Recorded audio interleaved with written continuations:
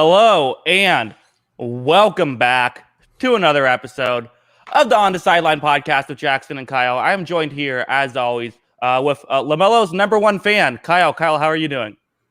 I'm good. LaMelo is a delight to watch. So, yes, I might be his number one fan. So that's okay. I'll take that. Yes. All right. So here's how this show is going to work. We're going to rank every team's top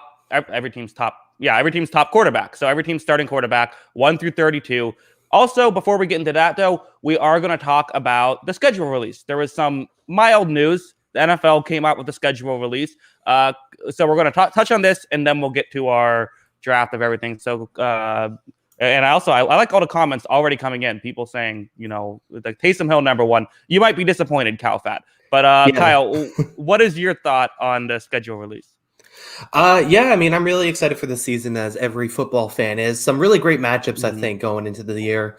And I guess just from the biggest matchup standpoint, we're starting off week one. Obviously, we got the Browns and Chiefs, which should be just a really good game, a rematch of the classic game last year from the postseason.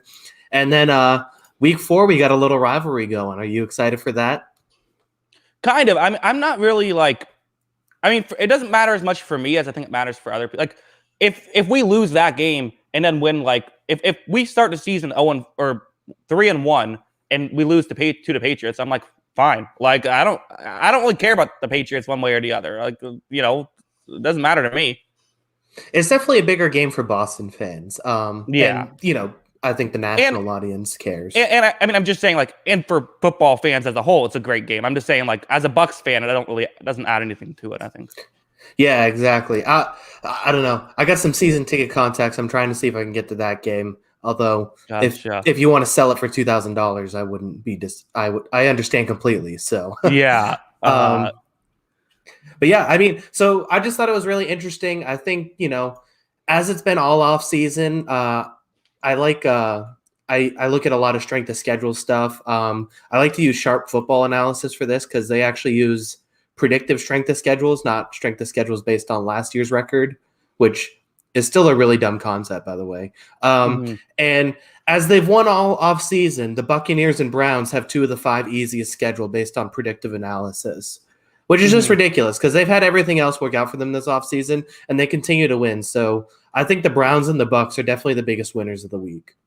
Yeah, it is weird how if you win the Super Bowl, as a wild card team, you still end up being the number 2 team for your schedule in the division. They don't bump that up. You think if you win the Super Bowl, okay, well now you're going to be the number 1 team in that division. Yeah, you think you'd change it somewhat, but yeah, it definitely hurts them. Whereas, so the Browns ended up, I think, what was it, the 3rd seed out of the AFC North, if I remember correctly. And so they have a much easier schedule than the Pittsburgh Steelers, who by Sharp Football is the 31st toughest schedule in the NFL. So, a lot of it kind of works that way. And, the Browns and the Bucs are taking advantage of it, obviously. Yeah. I also have to say, I find it a little bit weird how we don't really start talking about the schedule as a whole until the schedule release. But we knew who every team was playing. That's also part of my favorite thing about the release is that we just now found out the order. You could easily figure out what was going on. Well, I think there's something with the teams is definitely the big part, and the road and home matchups. But I think the big thing when it comes to the schedule is you'll start to see some trends of what happens. I think the Eagles have that 3 or 4 games in 17-day stretch thing, which is it's really hard to have that happen. And then if you're opening the game with a couple road games, that makes it really tough too. So I think there's some interesting things in that regard that could it derail your season if you have 3 really difficult road games right off the bat. I think the Cowboys have a really difficult start to their season. Obviously starting with the home. Yeah, I was going to say, speaking of starting with the start to their season, the one thing that was a head scratcher to me, why go Dallas, Tampa Bay week 1 or for the opening? I feel like Tampa Bay, you could have had Buffalo. That makes way more sense to me. Buffalo is a much better team because I feel like the first game of the season, it isn't just one game that's a good thing, but it sometimes can be a precedent for the whole season. It's the first chapter. And, football kind of feels like a TV show in a sense, almost like a serialized drama. And what's good TV is one, either Tampa Bay barely wins or Tampa Bay loses. That's what you kind of want to see happen. I don't know if Dallas. I feel like they have a chance to make it a close game. They have a chance to win, obviously, but I feel like a team like Buffalo would be better because there's just a better chance that Buffalo wins or makes it close. Well, we know why they did it. It's a ratings thing, But is it? I mean, what is it really going to help? Like, you can do Bucks Cowboys week 10. Yeah. I mean, I think they could have done it either way. I probably would have gone with the Bills too. Like you said, I think it's a better game. But, they want as much ratings as possible, and I understand it completely. I mean, the thing that's so crazy is that we look at it and saying is like, well, whoever was playing that first game is going to have ratings because it's the first game of the NFL season. So why do you need the Cowboys on that game? But I mean, I understand it from that regard too. It's like you get one of your more prominent teams for popularity wise on week 1. And, at the very least, I think the Cowboys are going to be able to move the ball and put up some yards. So I think it should be entertaining in that fact. I don't think they're a good enough team to compete with Tampa Bay. But, I think it should be entertaining in that regard. So I don't, if it was like, I'm trying to think of another popular team who's boring. Philadelphia. Yeah, if it was like the Eagles week 1, then I'd be like, oh, what's the point of that? That's not going to be an entertaining game at all. Right. No, it'll probably be a good game. I just think that it could be a bit of a, like last year, whatever the NFL was thinking that putting the Texans in week 1 and get with the Chiefs. Obviously, people thought the Texans might be decent last year. We didn't, but some people did. I feel like that kind of almost set this whole narrative for the whole season of like Kansas City, they're just going to walk through another Super Bowl. And really, they weren't that dominant. They were really good, but they weren't that dominant. No, they weren't by the metrics that we thought, but they were still a significantly better team and in control of that game. It felt like the whole time. And honestly, I could see that week 1 game kind of going the same way. I know we're way out before that game is even going to happen. Right. But if it's a game where it's like, oh, it's actually like a 10-point game the whole time, but the Buccaneers just feel in control, I wouldn't be shocked if that's kind of how that goes down. Yeah. And, I don't have anything else on the schedule release. No, I think we just about covered it. Like I said, I thought the Bucks and the Browns are the big winners. San Francisco also has by far the easiest schedule for the year based on, Sharp's predictive analysis. So I think that's interesting. So I think it's going to be interesting to see how all those teams play out and, how the season unfolds with that. Cause I think that's I do think that's an advantage for some of those better teams with easier schedules. Yeah. Although part of it too is like, some easy schedules end up being, we don't always know. There's always some teams that surprise us and some teams that disappoint us. Yeah, exactly. So, there's always upsets. There's always things that, teams that we expected to be better, or maybe San Francisco's hurt again all next season. And then that's a whole thing that schedule doesn't matter because they just got a tough schedule, tough layout. Yeah. Yeah. And, I kind of think, I see there's someone talking about, I'd love to hear the thoughts on the Raiders schedule with a tough start. But kind of what I think about, like, Raiders are kind of a good example of, they had a tough start to the season last year. They actually did well there and then fell apart against the bad teams. Like, at the end of the day, you just got to, I think more often than not, if you're a top 10 team, you make the playoffs. Maybe if you're a fringe team, the schedule can change things. Maybe it could change things for a bye. But as a whole, if you're a good enough team to make the playoffs, you'll make the playoffs more often than not. Yeah. No, I agree. But I guess as far as that Raiders schedule, it is a really tough start, and they don't play Kansas City in those first 7 weeks before the bye too. So that's going to be that's a pretty tough sledding to then have to turn around and face Kansas City and Cleveland on the road there to the end of the season, and Indianapolis on the road too, now that I'm looking at it. So it is a tough stretch for them, but they got to find a way, I think one of the things that we've talked about with the Raiders is you got to beat the teams that you're better than. And if they're able to do that, they should put themselves in a position to make the playoffs.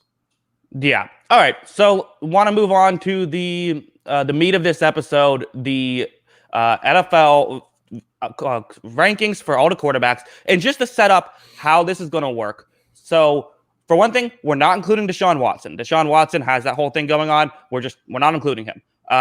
There's going to be 32 teams. So we have 32 players. We're going to pick who we believe, just the best player available, essentially. But kind of the way that we're doing it is it's the starting quarterback, and we're just also picking who we like best on that team. So, for example, for the Saints, if I pick, Jameis Winston, now Taysom Hill cannot be selected. And so that's how we're going to get to all 32 teams. So every team is going to get a player. Most of the time, it's obvious who the starting quarterback is. There's only a couple of differences. So that's how it works. Does that make sense, Kyle? Yeah, it makes sense to me. This is a fun episode. I enjoyed this last year, and I'm excited to do it again. And I'm excited to get yelled at. So make sure to keep the chat rolling and tell me how wrong I am about everything. I'm looking forward to it. Exactly. This is always a good leads for a lot of great arguments. So speaking of last year, I thought here's how we can determine who will get to pick first in this one, or pick second if you want. So last year, Mahomes was number 1 on the board. Can you name the other 2 people that made the top 3?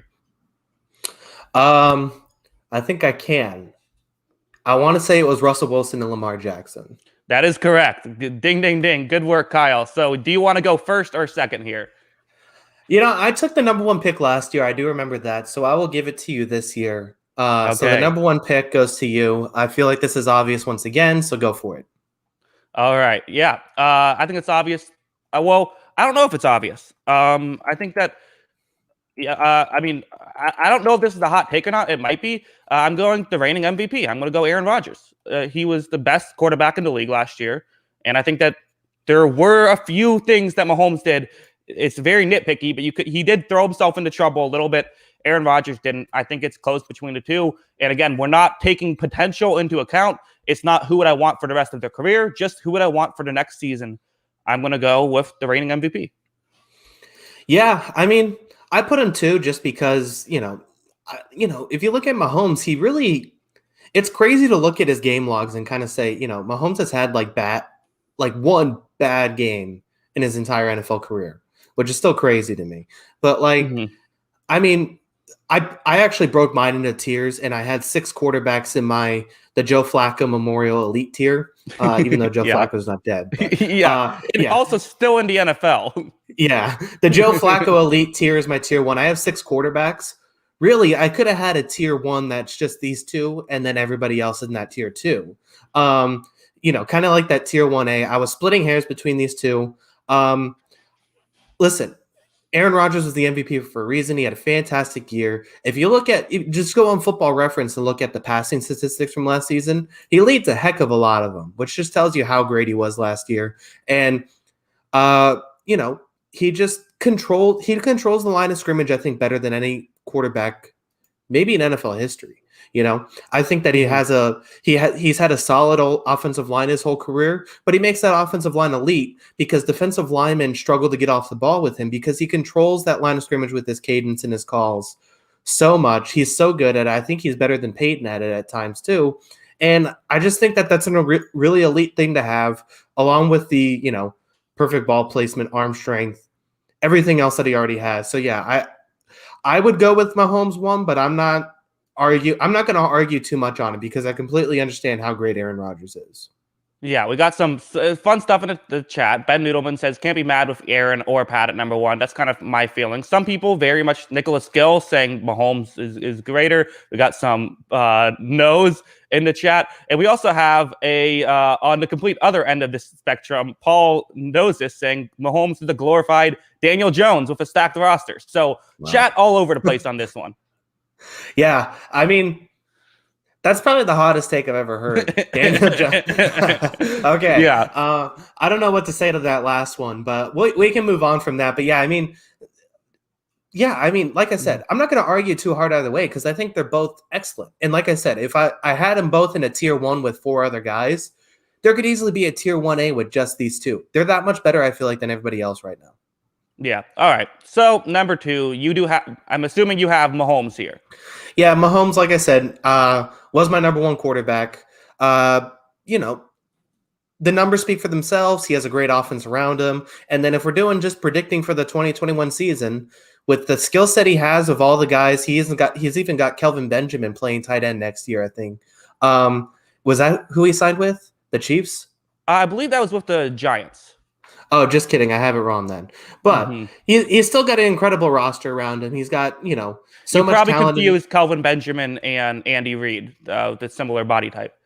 Yeah, exactly. But I mean, look, Clyde Edwards-Helaire is going to get better. that's a receiving back now at his disposal too. He's going to have all these weapons. He can make every throw in the book. That's the one thing about him. His offensive line's going to be healthy and better, so that also helps. I mean, he's fantastic, and he has a great tools at his disposal. So, yeah, I feel like Patrick Mahomes is the favorite to win MVP for a reason. He's got everything he needs. Yeah, I mean, I don't disagree. Especially, you're right. I mean, the improvements they made with their offensive line, we thought that might be an issue, and then they go out and get two incredible offensive linemen with Hercules and with Joe Thuney. So they're looking.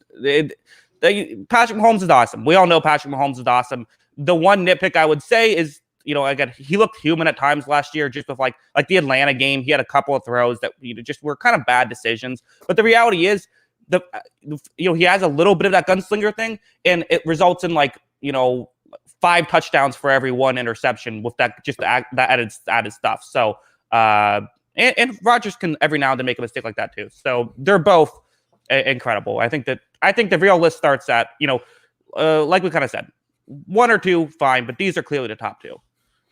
Yeah, I do think the list kind of starts at 3. I really struggle with this 3, 4, and 5 group. So, I mean, we can just jump right into that. Who do you have for your number 3 guy?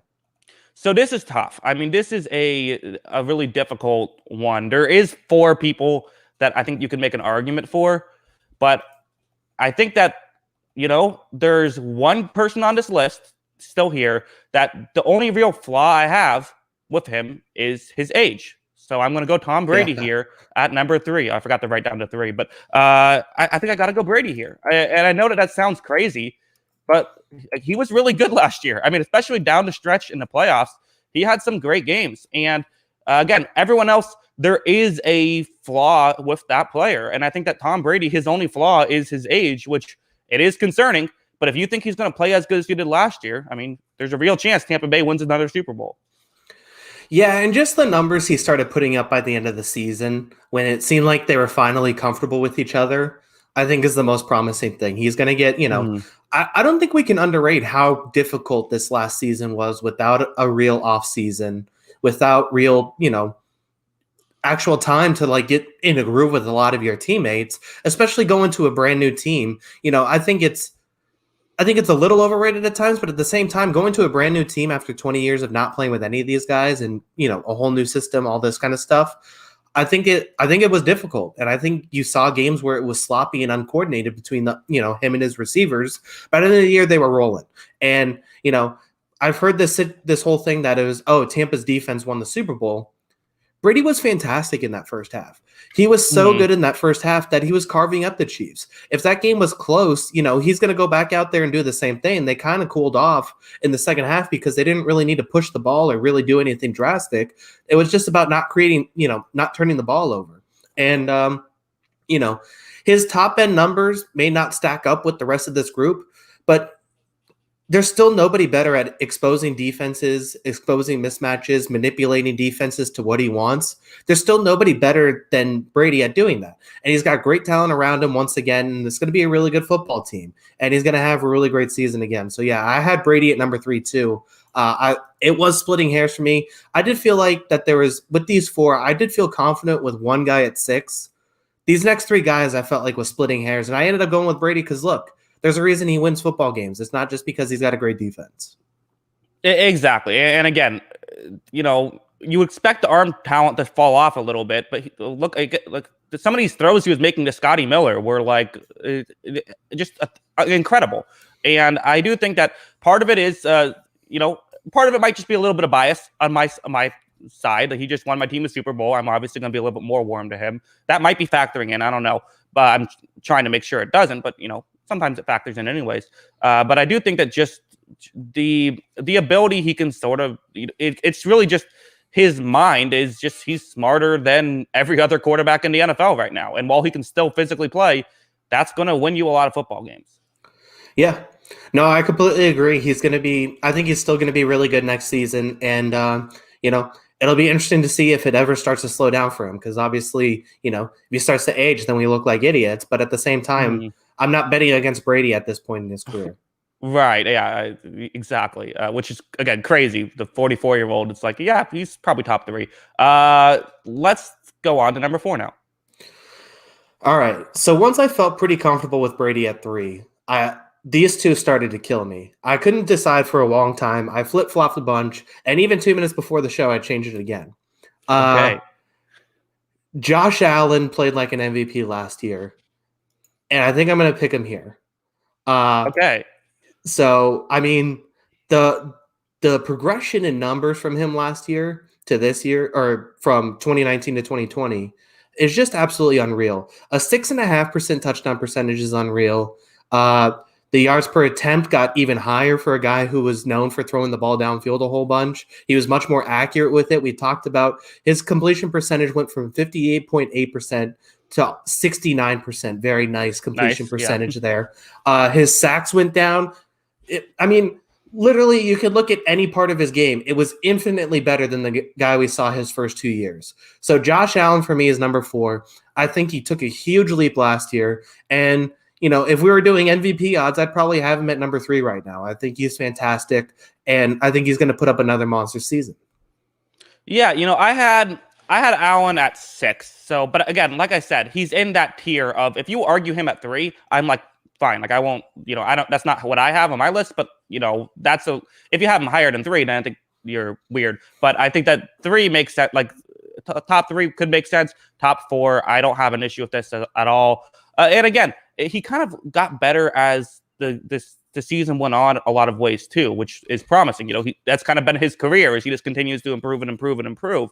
So that's really great. And I think that, again, some of these deep balls he was throwing, like down the stretch, it's just like what do you do? And then they have great tackles, but then he'll still find ways to get outside the pocket and just extend these plays. And he's the kind of guy, when he gets outside the pocket, he's still looking to throw down the field and hurt you that way. He's a big play quarterback, which is what I like. So I'm on board. He is elite. I mean, which is, again, none of us thought we'd be saying that after 2019. I don't think. Yeah, and the thing is like, I think we talked about it last year. He had a good arm last year, but the deep balls weren't really accurate. And then now this year, they are all of a sudden connecting. Obviously, having a guy like Diggs helps, but he's also just better placement of the football. And, I just kept looking at some of his games, and the one that really stuck out to me was the Seattle game last year. And, because it's like, I think the one argument you have against him is, of the next couple guys, I think he has easily the smallest sample size of being elite, because it's 1 year. So you look at that, but then you also look at, like, they go into a game like Seattle, and Brian Dabble is just completely confident with him throwing the ball. Like, I think they threw something like 24 of their first 25 passes were passing plays. And he was just supremely confident in Allen to just go in there and do that. And that's just something that, that just screams elite quarterback to me. If your offensive coordinator is that comfortable with you, that I'm on board. I think he's going to have an awesome year next year. So, yeah, that's why I ended up putting him at 4. It was really close for me between him and a couple other guys. Yeah, and, he had a couple of tough games throughout to be fair, to go on a negative. The Tennessee game followed by the Kansas City game right after in the regular season. And you could even argue his last 2 playoff games weren't particularly great. The Baltimore one was very weird with I think the weather factored in. And I didn't think it was awful. Kansas City kind of just matched up really well against Buffalo. So I think that was a big factor for both of that. But, there were some downs, but there were just way more ups. So, yeah, I have no issue with that. Any final thoughts on Allen? Yeah, and I guess the last thing would be, even those bad games, like a lot of that had, there's a lot of COVID rescheduling with all of that too, which, could have easily thrown a lot of stuff off. It was just, that was a really weird couple of weeks for the Bills. I do remember that. But yeah, I mean, just a great year from him last year. Yeah. All right. Let's move on now to my, this is number 4 on my list. We now have number 5 on the board. I'm going to Russell Wilson. Russell Wilson, he was the top 3 last year, and he's still in that camp. He had such a hot start to the season and then cooled off. He had a couple bad games. I remember the Arizona game, I believe it was, where he threw like 3 picks. Also had a bad game against Los Angeles. The interceptions were kind of an issue last year. He threw some turnovers that were just mistakes, but at the same time, that doesn't negate the good he did. And a lot of it was because sometimes he kind of had to just try to carry his team. And when you do that, things are going to go up. So, and also, appreciate the W's in the chat, but let's try to not not spam, too much. But yeah, Kyle, go ahead. Yeah, I mean, so I went back and forth with him and Allen over and over again. It was really close to me. I ended up going with Allen. I think the one knock you have on Wilson is the sacks. It absolutely kills some drives for them. I feel like it's just, I thought that Cardinals game was one that stuck out. He had some turnovers too in that one, which were frustrating. But the sacks with him are just absolutely killer. And I think that's the one knock, and even then, it's barely even a knock. Because I think it's a average offensive line, but it's not an atrocious offensive line. But it's certainly not helping him either. That's the thing. So that's the thing. I mean, I think that's the one slight knock I have on him. But overall, I mean, he's elite. He had Chris Collinsworth MVP vote after like week 2 last year. And he did cool off the end of the year, but he's still a fantastic quarterback, and I'm really interested to see him without Brian Schottenheimer because I feel like that's just going to pay a lot of dividends. Yeah, and obviously part of the sacks thing comes into the offensive line's been an issue, but I also think that you could argue he does. That's the one thing. Sometimes he tries to make too much happen, and kind of similar to Mahomes, it works out more often than it doesn't. So you let him do it, but every now and then it will kind of factor in. That's kind of the one nitpick, but yeah. And again, Seattle, no way that team wins 12 games last year if they have even a mediocre quarterback instead of Russell Wilson.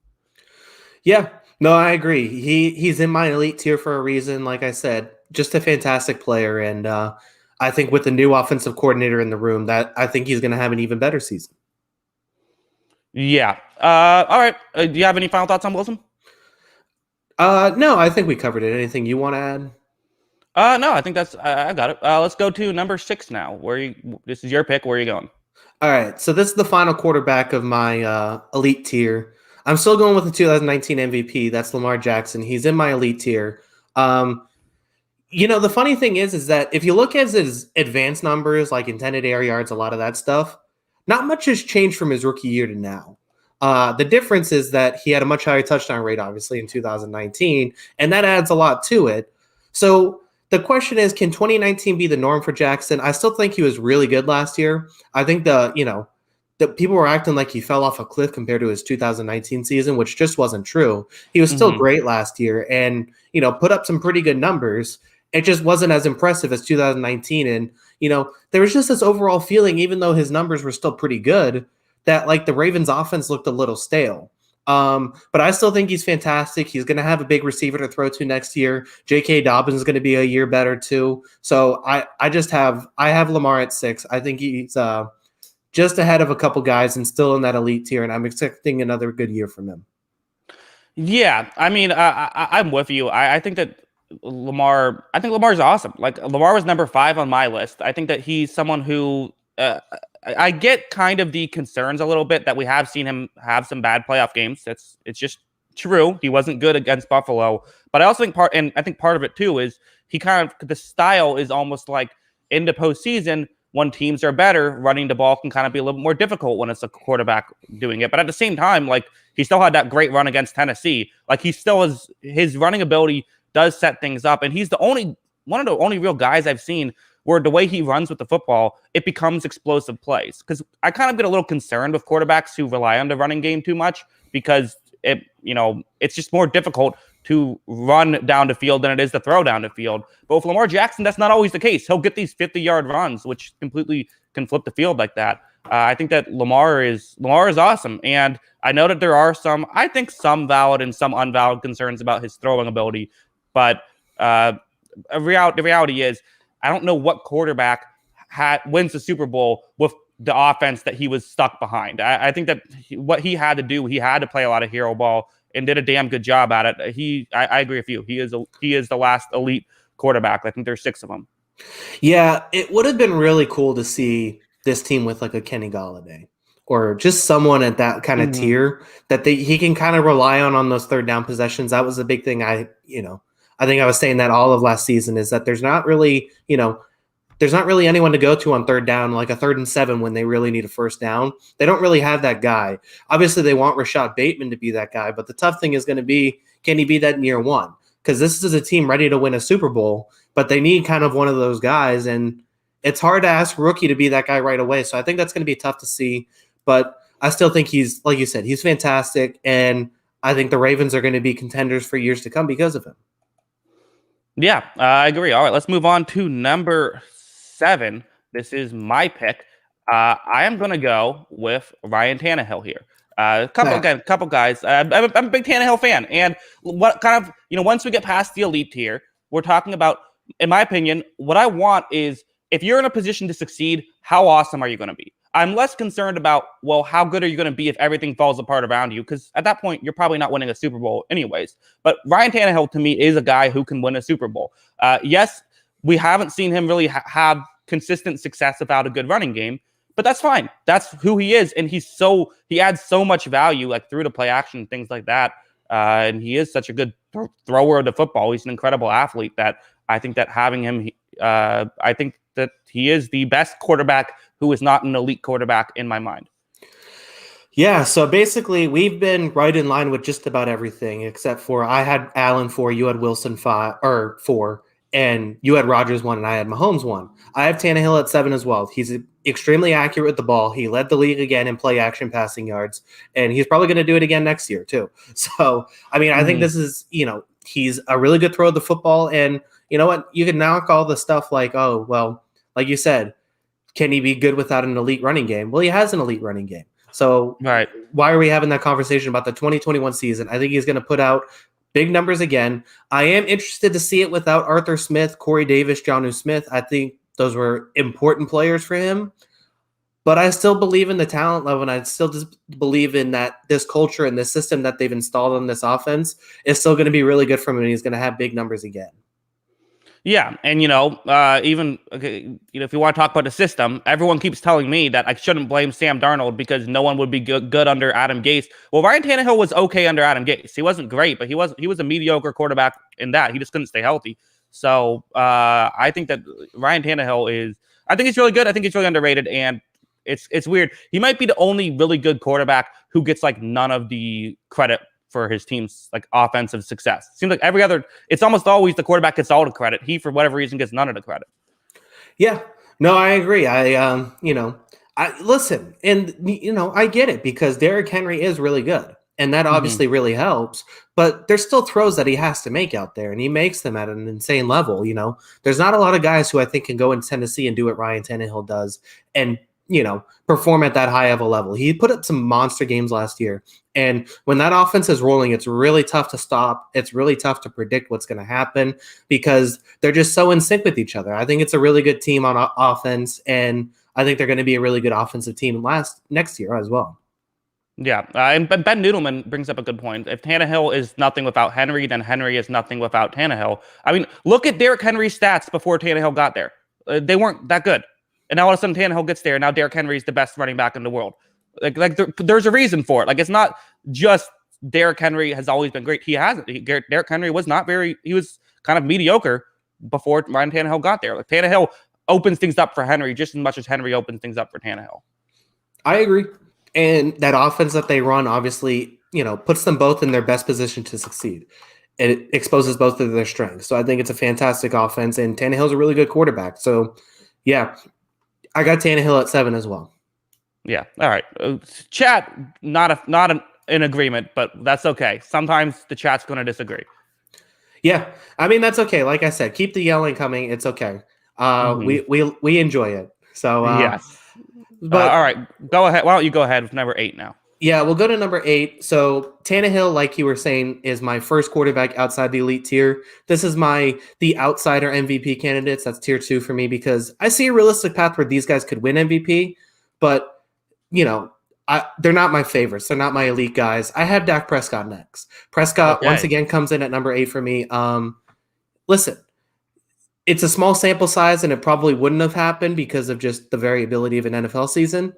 But he was going to obliterate last year's NFL passing mark on his pace last year. He had almost 6,000 passing yards last year on pace through his 5 games before he got that, unfortunate injury. Now, he obviously wasn't going to end up with 6,000 passing yards for a football season. A lot of it had to do with the defense was atrocious. They were down a lot, so he had to throw a bunch. But at the same time, he put up some incredible numbers in those 5 games until he got hurt. He's got a great offense at his disposal.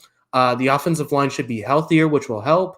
He's got 3-4 really good receivers at his disposal. I think Prescott's going to he's going to come back and have a big year. So I have him at number 8. Yes, the highest paid player in football going here at number 8. I don't hate it either. I have one player ahead of Dak that's still on the board. I have Dak at 9, but I mean, to me, he clearly is in this sort of area. Again, the tier we both agree with. We can argue the placements a little bit, but again, there's a ton to like about Prescott, and he is someone who, again, great athlete. He can run along with throwing, and he has a huge arm, and there's really not too many flaws with Dak Prescott. And I do think that Dallas is not a very good team without him. So he's going to have he's got his work cut out for him. But there's a lot to like about Dak.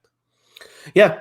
So I think he's fantastic. And I think, at the very least, I think the Cowboys are going to be entertaining because they have the best quarterback in that division and a really fun offense, I think. I'm not sure that with McCarthy, that framework, the defensive playmakers they have, I'm not sure if they're going to be a good team next year. But at the very least, I think they're going to be entertaining to watch. And dude, over under 6,000 yards next year. That'll be an under for me. But okay. Listen, yeah, that's true. But I mean, if he was on pace to break that, I mean, that's insane for me. Though, I mean, like I said, there's so much variability to the season that I don't think it would happen. It would have happened, but he was still definitely going to challenge the mark of most passing yards in a season.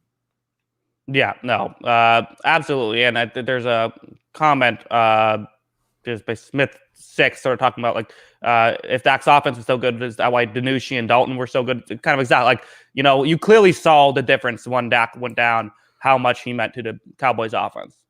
Yeah, I mean, I think the offensive line got even more injured after the fact. That also hurt. But at the same time, like you were saying, it was night and day the way that team was able to move the ball. So I completely agree. Yeah. All right. Number 9, I'm going Matt Stafford here. I had him at number 8 on my board. It'll be interesting to see what he does for the Rams.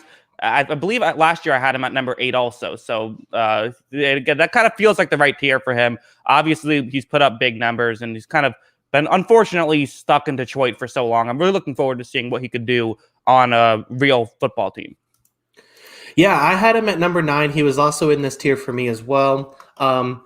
And I mean, Matt Stafford's fantastic. There's not really much else to say. I think he's going to be awesome. He was 12th in the league last year in play action passing yards. I think in that Los Angeles system, he could be top 5 next year. So that's going to be really fun to see. And listen, he throws a great ball at all 3 levels. I think he's just extremely accurate. I think his accuracy is almost underrated. Not to mention he has a huge arm and his ability to throw the ball downfield.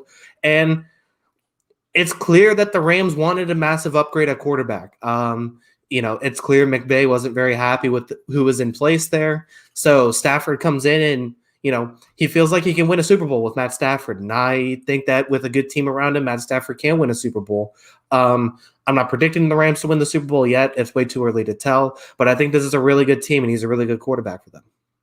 Yeah, and the Rams could win a Super Bowl. I mean, I guess the only real criticisms that people give to Stafford really are just that, like, his team had, no playoff wins. Like, that's kind of the criticism.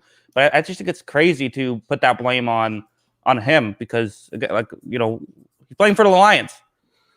Yeah, exactly. So, I mean, we've seen the Lions at the past, 40 years. It's definitely not Matt Stafford's fault that organization is. He's fantastic. I'm a huge fan of his game. And yeah, I think 9 is fitting. I had him at 9. You had him at 8. And I think he is in that outsider. I mean, so I had him in this outside MVP tier. He's tied for 4th in odds for MVP right now. I mean, that's insane. I mean, that's really high for me, but I mean, I think it's a credit to his talent level going into this Rams offense, though.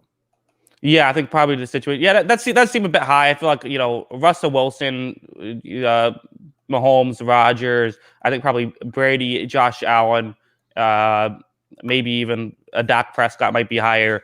You could even argue Derek Carr might be higher. But just in terms of the odds, I mean, so you're getting too kind of being there. But yeah, if Matt Stafford wins MVP this year and wins the Super Bowl this year, he's all like he probably becomes a Hall of Famer. Like, he has that much that he could potentially do. I mean, his statistics that he's put up are pretty great. He just kind of needs. I feel like I've always kind of like you need 2 things. Either 2 rings 2 MVPs or one of each. But that's kind of what you need if you're going to be a Hall of Famer. And I think that so he would have to do that. But I think he's that away because he has the numbers. Yeah, it's almost kind of like that. He's almost like the Chris Paul of football, where it's like one championship can change his entire legacy. And I do kind of agree with that. I do think it changes a lot. I mean, Chris Paul is a surefire Hall of Famer for basketball, but also everybody gets in for basketball. I think I'm going to be. I think I'm going to be in the Hall of Fame next year. I think they're going to let me in. Yeah, I mean that's possible at this point, but I mean I do feel like that they have some similarities, kind of stuck with middling franchises, and now they're in great position. So I think that they, I mean I completely agree with Stafford here, and I think he can have a huge season. Yeah. All right. Number 10 now. Where are you going with this? Will the Derek Carr finally stop falling in the draft? I have one more guy ahead of him. Okay. So this is my last quarterback of my outside MVP candidate. I have Matt Ryan. This is still a pro Matt Ryan show. He still put up some pretty big numbers. Now, the sacks absolutely kill me. I don't think he gets enough credit for how bad he is at taking sacks, because you look at top 5 in sacks last year, it was Wentz, Watson, Wilson, Daniel Jones, Matt Ryan.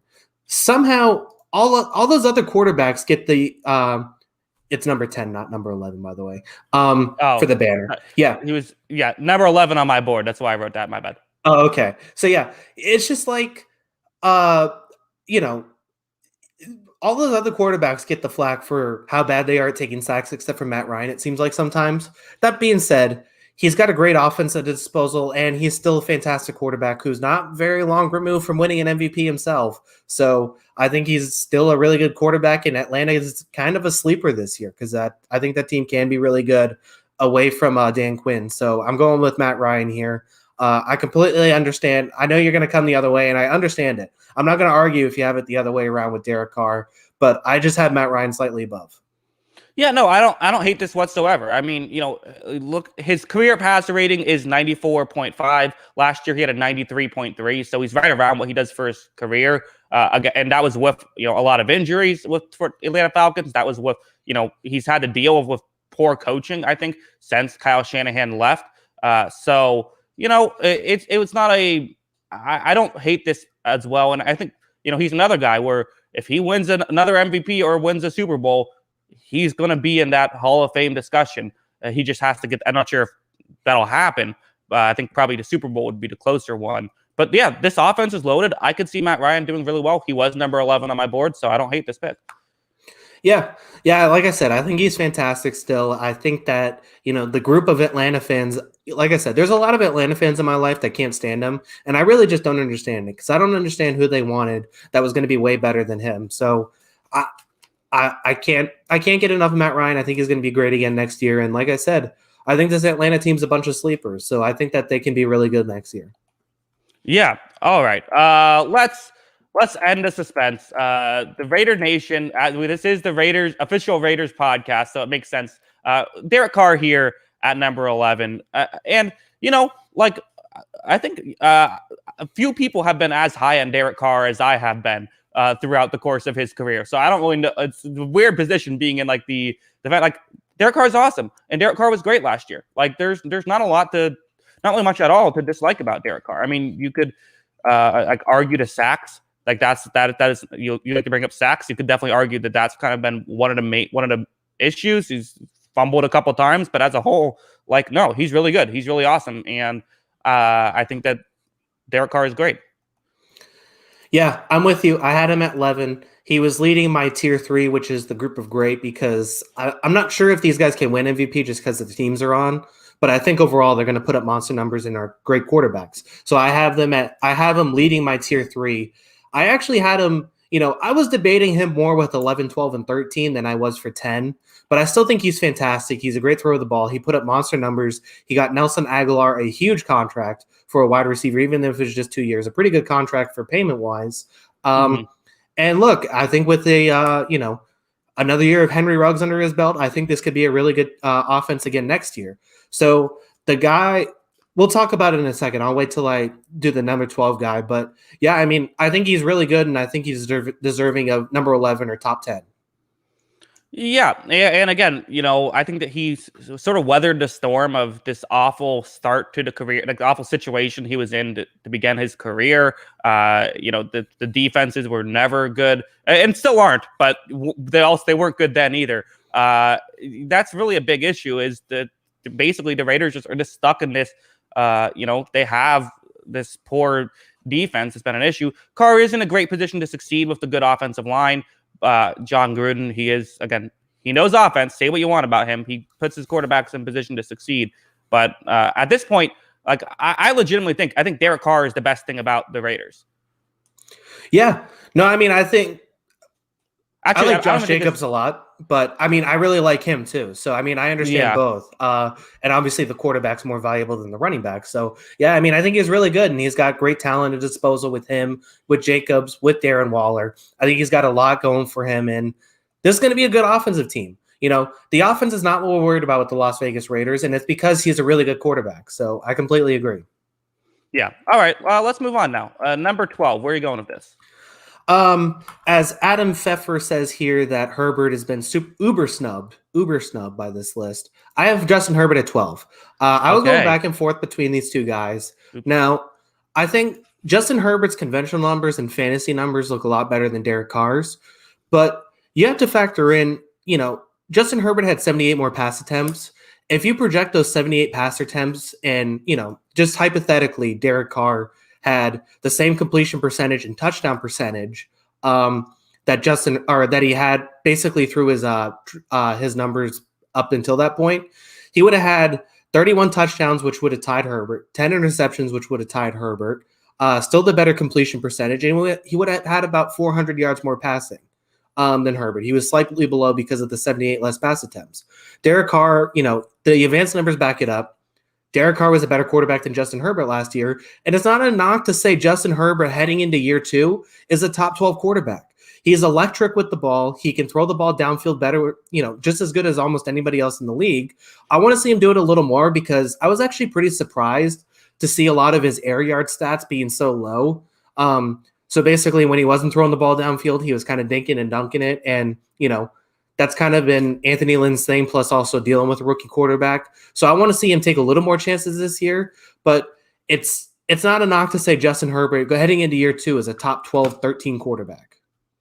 Yeah, that it's an insane compliment to say that. And I don't think you really have to defend yourself. I don't think you should have to defend yourself that much because I'm totally on board. I mean, for a guy who's only played one season, it's difficult to be. I had him a little bit lower. I think I had him at number 13 on my list. So yeah, we tend to we're one off here and there. We've been pretty lockstep though. But I agree. I mean, Herbert it's one of the best rookie seasons we've seen in quite some time, and he didn't even get to play the first game.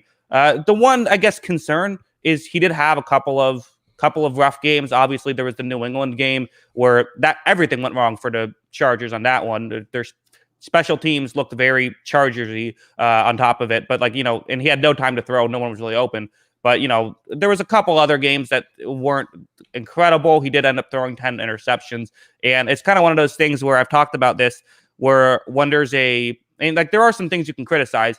And sometimes when a guy has a great rookie season, you kind of ignore all the negatives and only talk about the positives. Like think of Baker Mayfield was a great example where all his issues in year 2 were there in year 1. People just didn't talk about them year 1 because no one really cares about the bad. They only care about the good. So there's some things he has to work on, but as a whole, he's great. And I expect him to be, he could before too long end up in the top 10 or in the top 5.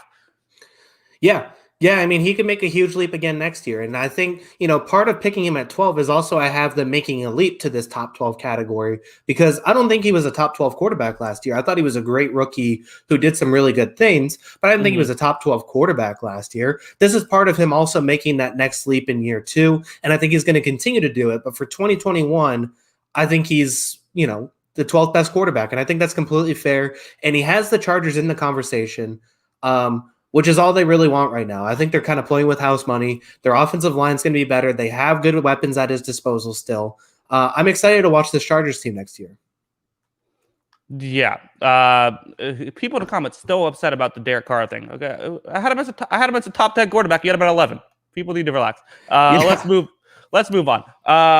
number 13, I'm going to go Kirk Cousins here. I'm a little surprised he dropped this low. I had him at 12. Again, to me, he is in that Matt Ryan, Derek Carr kind of group. I think he's not quite as good as those guys, but I do think that he is someone who, again, Cousins had some really good games last year and made a lot of really good throws. His numbers, I think it was week 11 or 12. It might have even been the end of the season when I remember I was looking up stats and he was leading the league in yards per attempt. And I'm like, well, how is this possible? Kirk Cousins, I think he's a good quarterback. He might, again, it's tough. It's the whole dilemma of, do you pay a fringe top 10? That's definitely not a top 10 quarterback, top 5 money. That's where the dilemma comes in. But in terms of just ranking how he is, I think he's a good quarterback. Yeah, so I have him in this tier 3 as well. I actually had him at 14. I had one guy above him. But I think when I had these two guys at 13 and 14, I think the one knock I had is a little bit of the consistency. Cousins still had, even last year, I was actually shocked to go back and look at it because, we're a little bit removed from the season now. I was shocked to go back and look at it last year, how impressive his actual, just raw numbers actually were. His numbers were insane last year. And, it was a really good year from him. He integrated with Justin Jefferson really quickly, which was impressive. But yeah, I had him at 14. I had one other guy at 13. The knock on him and the guy at 13 for me was that they still had just random games of inconsistency. The one game I was looking at with him specifically was the Colts game. Now, that Colts was a really good defense, was really good, but they also didn't get the turnovers, throughout the year that they got in that game. They actually weren't that great at creating a lot of turnovers, and he hand-fed them a couple turnovers in that game. And there were just a couple games for him where I was like, well, yeah, I feel like he lost a little something there, but I still think he's a top 14, 15 quarterback. Yeah, I'm on board. You cut out for a second. I'm not sure if it was on your end or my end or internet or what, but I'm not sure if the chat saw that. But I got most of it. Yeah, and you can think about what he has. You could argue, well, he has Dalvin Cook. He has Justin Jefferson, Adam Thielen. Well, he also has, Garrett Bradbury as his best offensive lineman. It's not like he's going up. It's not like the offensive line was a real issue as well. So maybe with Darisaw, we could see him actually have some time to throw. That could be fun. Yeah. I mean, I'm excited to see it this next season, and I'm interested to see the Vikings because at times it feels like this team has gotten a little stale, just the infrastructure, the franchise as a whole. But I still think that they can be a really good team and make the playoffs again. I think I picked them to win the division last year before, I realized they had no cornerbacks, but I still think that they can be a pretty good team, and this offense I still think is going to put up numbers. Yeah. All right. Let's move on to number 14. Where are you going? Yeah. So this is the guy I had at 13, kind of in the same vein, just very, very different skill sets. Kyler Murray. I thought Murray had some moments of brilliance last year, and I also had some moments where, it wasn't even just it was just plain bad. He had some plain bad games last year too, but he had some moments of brilliance that I'm willing to say that I'm going to see more of. He led the league in a significant margin in RPO passing yards, and he's probably going to do it again because that's what he does better than, at an elite level. It's kind of the same thing I said with a couple other guys, though. I want to see more balls down the field. I want to see him take more chances down the field and be a little more aggressive with his insane skill set and with the receivers he has at his disposal. But I think he's a really good quarterback. I had him at 13. Yeah, no, he's interesting, right? Because he does a lot great down the field, great deep ball passer. Obviously, his running game is awesome. Kind of just the main thing that I have at number 15. Which is, again, good young quarterback, being a top 15 quarterback. That's very good. But it's kind of just one of the over the middle stuff. And you can blame Kingsbury if you want, but that's kind of just been his one sort of area of even concern. Feels a bit harsh. Just the one area he needs some improvement on if he's going to, start climbing the ladder. And I think he can probably do it, but it might just take some time. So I think 15 is reasonable here. Yeah. Look, I think he's one of those guys that I feel like this ranking could look kind of stupid by the end of January if he puts it all together and because the talent level is obviously the talent level of potentially a top 8, top 7 quarterback, but we just haven't seen it all come together. That's why he's a little lower. But I do feel like he's probably the one guy I have on this list right now who we could look back next January and be like, Oh yeah, well that was kind of stupid to have him at 14 or 15 because the talent level is insane. Yeah, no, I agree. Any final thoughts on Kyler? No, I think we just about covered it. So I mean, we have people going crazy in the chat, but listen, if we're listing as a top 14 quarterback, like this is still my tier of really great quarterbacks. There's a lot of really good quarterbacks in the NFL. It's hard to separate these guys, especially as you get to like 8 through 14. Yeah, what are people in the chat complaining about? I don't know. I've just seen a bunch of stuff. I do like how we mentioned at the show that like, oh yeah, it'll be fun. We'll all get in fights, and then like immediately we're like, why is everyone mad at us? I mean, it's okay. So we can move on here. Number 15. Who do you got? Yeah, I'm going Joey Burrow. Joe Burrow here. I like a lot of what I saw from Joe Burrow last year. And as much as we talk about Herbert, I think Joe Burrow, if he doesn't get injured, there's a real chance he ends up winning Offensive Rookie of the Year. Like he had that many games. And Burrow, again, much like Herbert, had some downs, he had some ups. But again, the situation he was in Cincinnati of no receivers, and they made up for it by not being able to block. And Zach Taylor is a genius who decides to not have any, go have empty backfields the entire time. So that way Burrow just completely gets crushed. And that was not the smartest thing. Burrow's in a tough spot, but there's a lot to really like about Burrow. And I think that he could, I would not be shocked at all if he ends up being a top 10 quarterback next year. I think that, again, there's for next year, I think there's a lot to like. And he might even have less issues than Herbert did. I think a lot of times when he was making mistakes, it's because he was playing for Cincinnati and he kind of was stuck in that spot. So I like Burrow a lot. Yeah, I had him at 16. He was right in this range. I think I had him as the headline of the next tier, basically, which is fine. Because, once again, top 15, top 16 quarterback entering year 2, I think is a great accomplishment. And, he had moments where he looks like he's going to be really elite. The ball placement and accuracy is there that we saw in college. He had a great rapport with receivers very early on.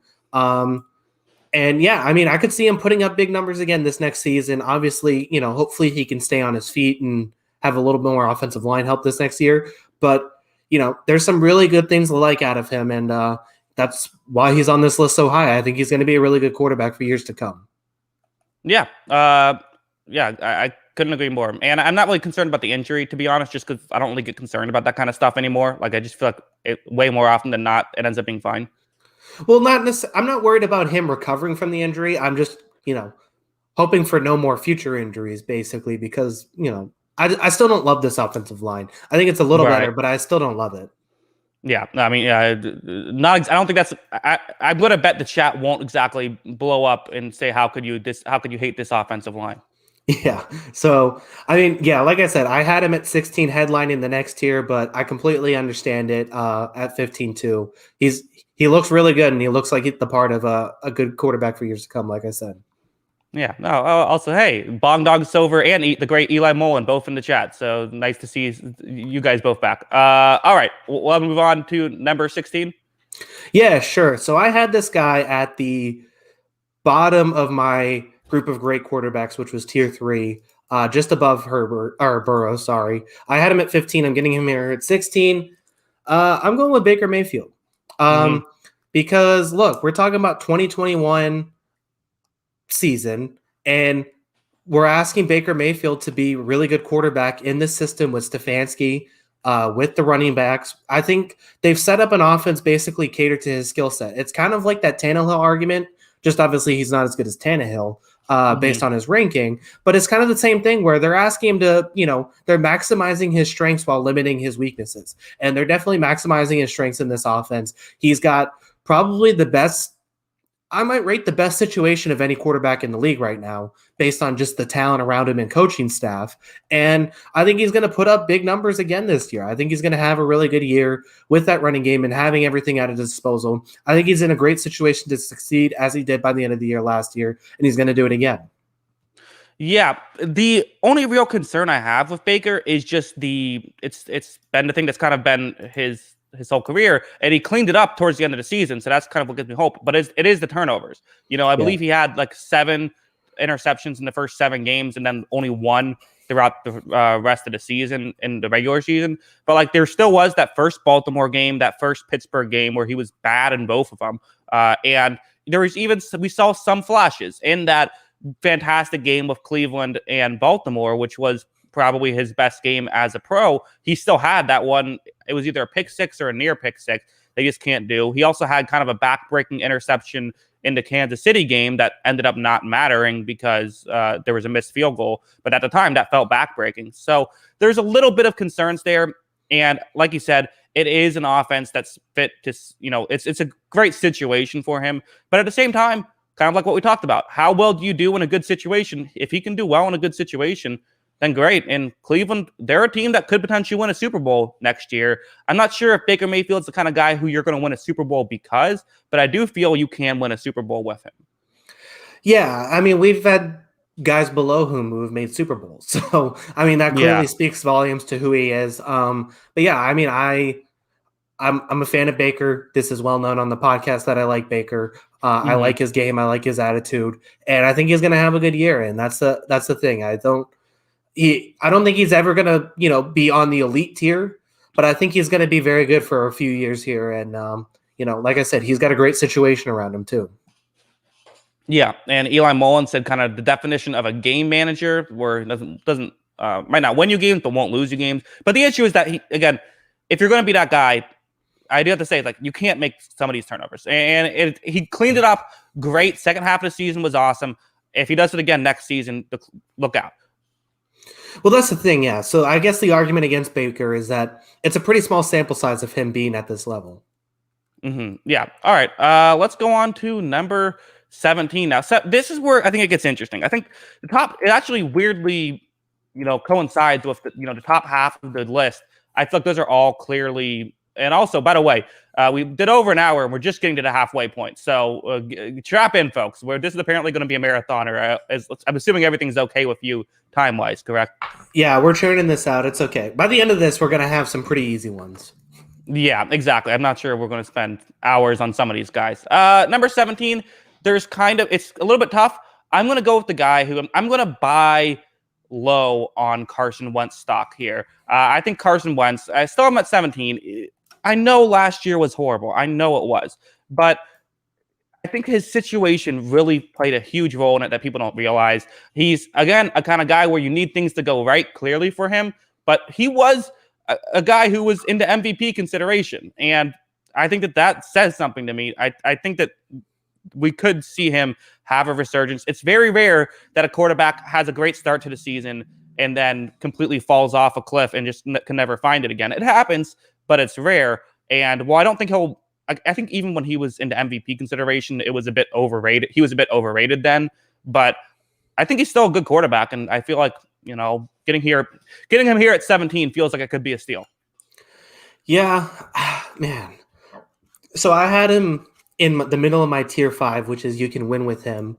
I had him at 22, and I felt like even then when I picked him there, I was like, oh man, I just can't quit Carson Wentz. But, listen, if we were just rating off last year's production, he'd be like 26. So, but if you're rating on just, overall body of work, he has 2 years ago, we had him in the top 10. He probably fell the most on anybody in our list. I think we had him at number 9 last year. And yeah, I mean, I think he's at the right time. He's fantastic. And like you said, it's an infinitely better situation. So this is kind of a buy low thing. I think he could have a really good year. He's got a much better offensive line, but similar to what I said with a couple other guys who were below him in total sacks, I don't know how to say it other than he can't be stupid. He can't be stupid with the ball. You don't have to be the hero. Sometimes it's good just to throw the ball away. Don't take a terrible sack or don't force a terrible throw. If he can clean some of that stuff up, and the whole argument to this marriage is that he trusts Frank Reich a lot more than he trusts anybody else in Philadelphia. So maybe that's a situation that's better for him, and I understand it. But I had him a little lower just because last year was so jarringly bad, but I understand why you're buying low on him. Yeah, there's a couple guys you could have ahead. I think the next 2 guys on my list, I could definitely be talked into putting them ahead of Carson Wentz. But yeah, I just kind of go back to, you say you don't always have to be the hero. Well, last year he did. I mean, last year, if he wasn't playing hero ball, his team was losing. if he wasn't taking chances, the team was losing. So there was an element to that, I think. But yeah, I agree. The problem is we've seen him do that even when that hasn't been the case. So that's kind of an issue that he'll need to clean up. But I think he'll have a good season in Indianapolis. That's my take. Yeah, and I don't think it's a hot take either. I don't think it's that controversial. I could see him being awesome again next year, and I could also see him kind of looking like last year too. So I think it's going to be interesting to see, but I do think it's a better situation, and I think I'm willing to bet on opportunity. I'm willing to bet that he's going to succeed. Yeah, and Faceless Man says, Carson is a terrible decision maker as a quarterback. No reads pre or post snap. I mostly agree. I think that listen, everyone at this point has some sort of flaw. I do agree that his post snap reads can be really horrible. I think his pre snap reads are fine, and I think you get him in an offense where he doesn't have to be that simplify the offense. Things will work a lot better. We saw what happened with Ryan Tannehill, who's kind of a similar guy to Carson Wentz before going to Tennessee. So yeah. I think we said enough. We can move on. Yeah. All right. So I'm probably going to get some stuff for this. I had one more guy on my tier 4, which is, I think, big numbers tier. I generally kind of have low expectations for a lot of these guys, but I'm jumping the gun a little on one rookie quarterback. Trevor Lawrence, I'm taking here at 18. I had him at 17. Wow. I think this is a really good offense. I think this is going to be a really good offensive team. I think this team, like I said on the last couple of shows, this team's going to put up yards. And I don't know if he's going to be, I think he's a runaway favorite for the rookie of the year. He's got good receivers at his disposal. He's got, first round slot receiver Travis Etienne at his disposal. He's got a really good running back in James Robinson, and he's got a solid offensive line. So I think Trevor Lawrence not only is the runaway favorite for rookie of the year, I think he's going to have a great year. I have Trevor Lawrence here at 18. I know it's a rookie quarterback. I'm jumping the gun a little on this one, but I'm willing to take the risk factor on picking Trevor Lawrence over, I could see him having a better year than a lot of the guys below him just because of what he has around him. Yeah, well, for one thing, this comment cracked me up. Lawrence over Tua, like as if that was like the next Tua was like the next guy on the board. Like how could you possibly have Lawrence over Tua? So I think one interesting thing is with this podcast is I think you might be the number one Trevor Lawrence fan, and I might be the number one Zach Wilson fan. So this could lead to some fun arguments this season. Yeah, no, I think it is. And like I said, yeah, I mean, I get it. I'm probably jumping the gun on this one, but I'm willing to, double down on that. Lawrence is going to be really good and really good in this offense with the talent at his disposal. Then picking a guy who's at a team, I would take that over a guy like Jared Goff, who doesn't have a lot of talent at his disposal. I think Lawrence is going to have a better year next year. Yeah, I think so. Here's my concern is, you brought up the rookie quarterback thing, and Clemson is very much a college offense. Like, I think there's going to be some growing pains, and that's why I had Lawrence at 25. And again, a lot of it is just because inexperience. We're not grading potential. It's just next season. And I think that there's going to be a bit of a learning curve for Lawrence, and I think that's why like someone like a Garoppolo or Jared Goff, I just think that they'll be better next year. Maybe they don't have the potential, but I think they'll be better next year.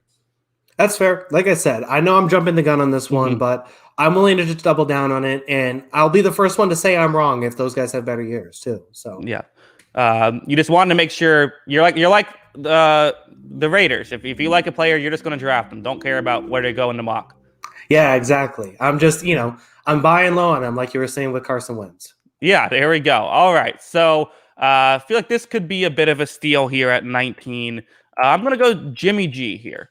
Jimmy G, listen, he has a lot of injury history, and that's kind of the issue with him. But when healthy, he still is a very good quarterback. He has I love his quick release, which really works for that Shanahan offense. The issue is every now and then he is another one of those guys where he'll make some decisions where you just go, what in the world are you thinking? But as a whole, very good quarterback. It's really just the occasional dumb mistake and the injury history is kind of why he's fallen this far. Yeah. I mean, he's he was the top guy on my tier of you can win with him. And that's, 2 years ago, he was leading a team to a Super Bowl. When healthy, like you said, he's a good quarterback. And, he's kind of like that guy where I don't think you're ever going to say Jimmy Garoppolo's elite, but I think he's going to be a pretty good quarterback as long as he can get the reps. And the problem is, like you said, is he going to play 16 games? I think that's the reason why I maybe knock him a little bit, and maybe that's unfair. But I'm also willing to bet on the data that says he's not going to play 16 games. Right. Well, and another interesting factor here is he was one of the first guys where you could argue a different quarterback. You could go Trey Lance over Jimmy G also. But again, I kind of just go back to the rookie quarterback. I'd rather have a guy who I just know will be good this year, which is why I have him as the 49ers starter. Yeah. No, I mean, I agree. I do think he is going to start next year. I think 49ers are still ready to compete. I understand the quarterback pick, and I think it's somewhat justified. But I also think that Garoppolo still puts them in the best position to succeed in 2021. Yeah. All right. Number 20 now. Where are you going with this? I feel like this is almost just kind of like a courtesy vote just because of how long and how productive he's been in the league. But I have Ben Roethlisberger here. He was the next guy on my you can win with him. I mean, it's crazy to think of where we're at with the Steelers now based on like November when they were undefeated. But, I think you look at a lot of the offensive numbers and say, well, they probably weren't as good an offense as we actually thought. He has a lot of receivers at his disposal. So he had some pretty good just raw numbers. But if you look at like the air yard production and all that, he's not taking a lot of chances. He's just doing what he has to do. And he also had an atrocious running game around him. And I don't know. Like, I don't know if they said like the offensive line is going to be healthy and therefore better. I'm not necessarily sure that's going to be true for next season. So I could see him like I could see him completely falling off the cliff next year. And then we're looking like, oh, he clearly wasn't a top 20 quarterback. But I could also see him having a year similar to last year where he's just solid. And like I said, the Steelers can win with him, but I don't think they're winning because of Ben Roethlisberger anymore. Yeah, it kind of feels a little bit similar to like the Phillip Rivers last year kind of thing. Maybe another comparison could be like Drew Brees last year of sort of this. It doesn't seem like he necessarily has the arm talent he once did, but can still be a great game manager. And we talked about that last year of it's all of a sudden game manager Ben Roethlisberger and how he kind of changed his game to make that work. And obviously he, couldn't stop throwing interceptions in that playoff game. So that kind of gave people a lot of a sour taste in their mouth with him. But yeah, I could easily see him having another good season. Probably hard to see him having another great season, but there was a time last year when he was kind of in a fringe MVP candidate situation. Like there was some little talks about it. So that cooled off once, the sort of end of the season happened. But yeah, I think Ben Roethlisberger at 20, I think this is, it feels low, but I also obviously get it because of all the picks ahead of him. Yeah, it's just hard to put him over any of those other guys right now. But like I said, I think that he still has something left in the tank. And, if the offensive line can play a little bit better than last year, DeCastro has to stay healthy, especially after losing Villanueva and Pound. I mean, I don't think Pouncey was very good when healthy last year. But with Villanueva gone, I think DeCastro has to stay healthy or else this could look, as frustrating as it did in December and January once again. Yeah, have Najee Harris now, though. Yeah, that's true. So, I mean, I like Harris, but yeah, I mean, I do think they need to add to that offensive line. Yeah. All right. Let's go to number 21. I'm going Jared Goff, and this feels like the end of this tier of the game manager tier. Goff, another guy who has had some very good seasons. I mean, that definitely had his best season is better than anyone else's best season still on the board, other than Jameis Winston's 30 for 30 season. Goff is the kind of guy where, again, the issue was I think that his stock has plummeted because of the Sean McVay giving up on him. But I think that like he's still the same player. Just because Sean McVay gave up on him, he didn't get worse, like just because he's going to a worse team. And I think that Jared Goff he's still a solid player. I have him at number 19 on my list. I get him here at 21. There's stuff to like about Goff. Yeah. No, I mean, I completely agree. I had him here next on this list too. I mean, I don't know. This Lions team, I think, is going to be bad next year. And I also think that they're not going to give him a lot of chances.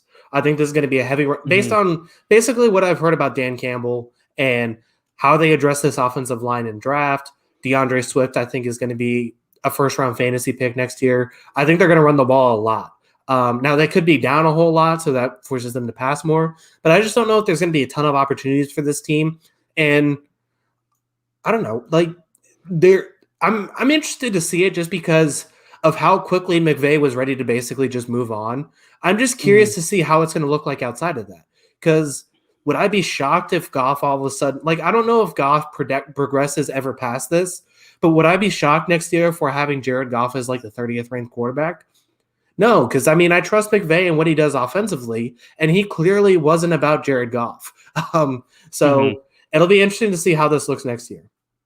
Well, and there was even the weird thing of last year of with Goff, there's a point when like John Wolford was like he kind of got the start over Goff, who was injured, but like they went with a healthy Wolford over him, which was bizarre. And then Wolford got hurt, and Goff ended up coming in. That was kind of that weird playoff game situation. But I also think part of it too is like Matt Stafford's really good, and they wanted Matt Stafford. But yeah, I mean the turnovers are a real thing. He just and he has those we talked about.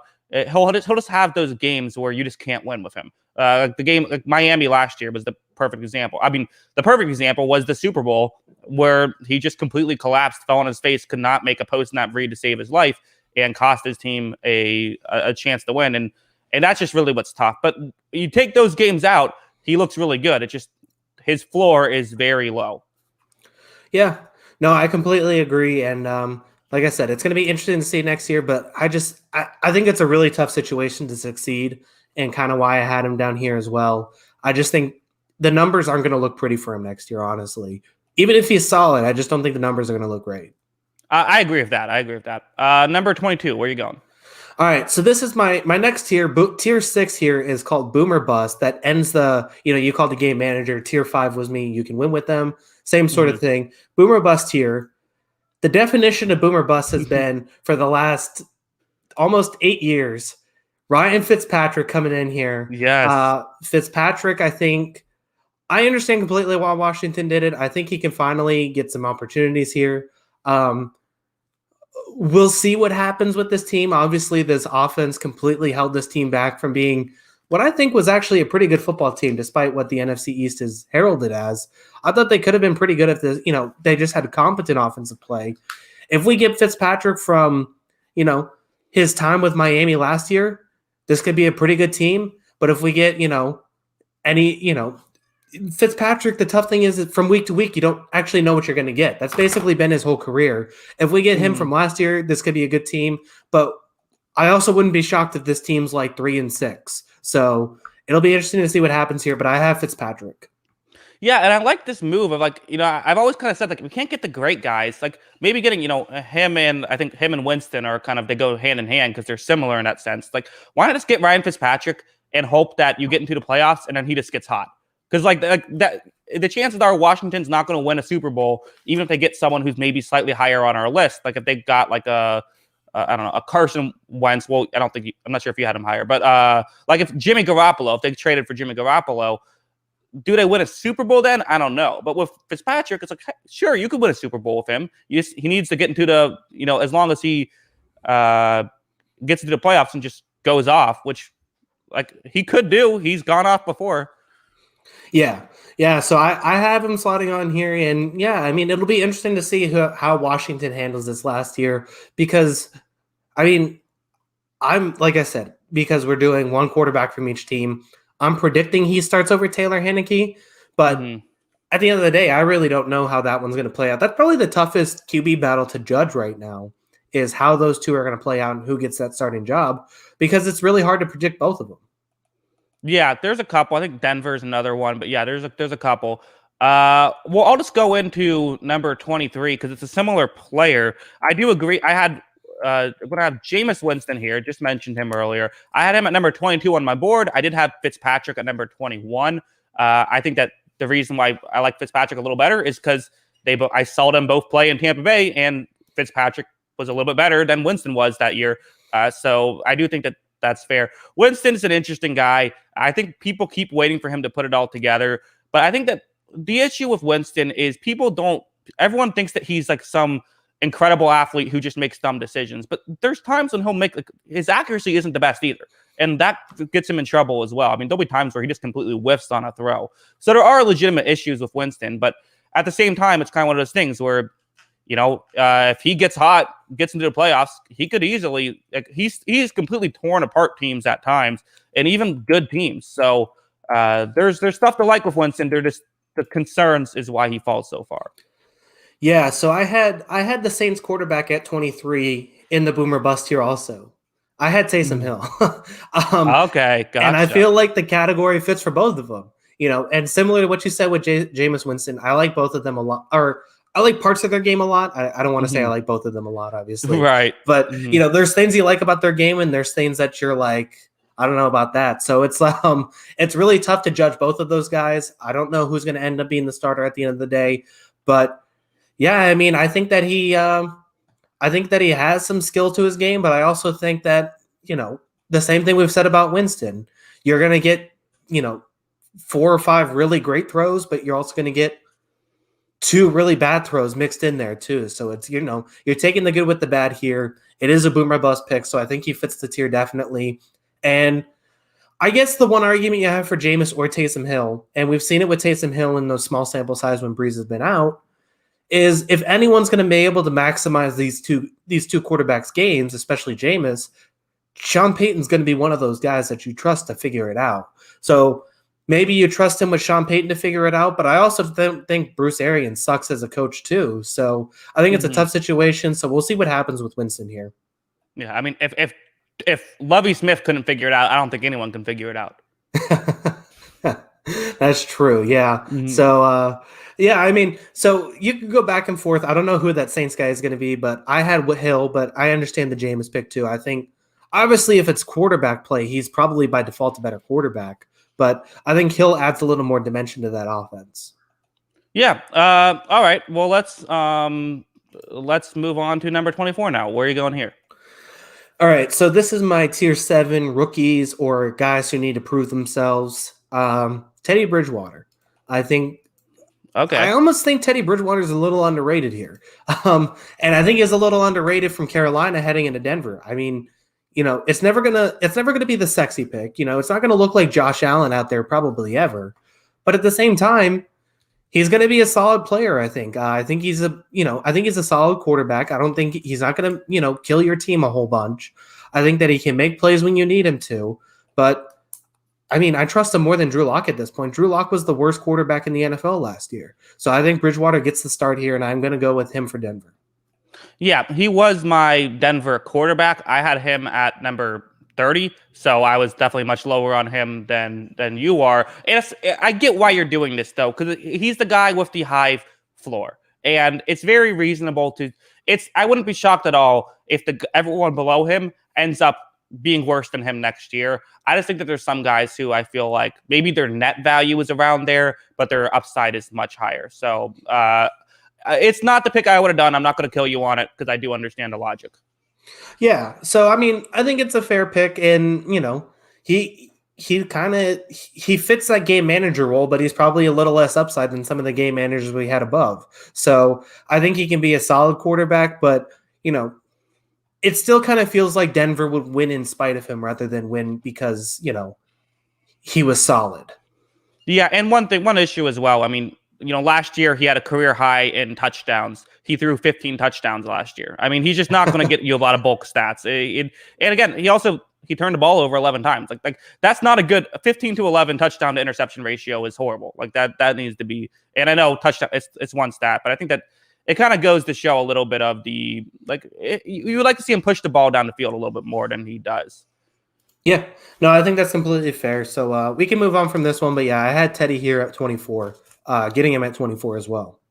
Yeah, he's not a bad player. I'm gonna move. Okay, number 25 here.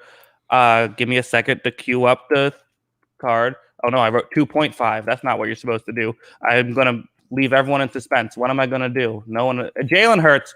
Jalen Hurts at 25 here. Except you I spelled like his you. Name wrong. Did I? No How is Y. it? No, why? It's Jalen.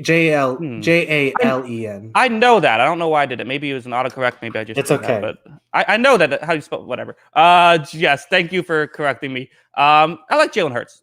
There's again, I don't love Jalen Hurts. I think that there are some concerns, but I also think that just Philadelphia was such a horrible situation last year. That's kind of why he was 23 on my board. So I'm higher on him than saying he's 25.